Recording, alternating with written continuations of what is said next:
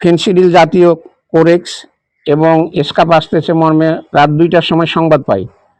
প্রাপ্ত সংবাদের ভিত্তিতে আমি প্রয়োজনীয় ফোর্স নিয়ে অত্র এলাকায় অভিযান পরিচালনা করিয়া আসামি কামাল হোসেন এবং ইমরান হোসেনকে ধৃত করি। তাদের দেখানো মতে তাদের ঘর থেকে সর্বমোট 1649 বোতল কোরেক্স এবং এসকাপ উদ্ধার করি। অতঃপর উদ্ধারকৃত মালামাল এবং আসামি নিয়ে অফিসে আসি। অফিসে এসে তাদের বিরুদ্ধে অভিযোগ লিখিত করে থানায় জমা দেওয়া হবে, শীঘ্রই থানায় জমা দেওয়া হবে।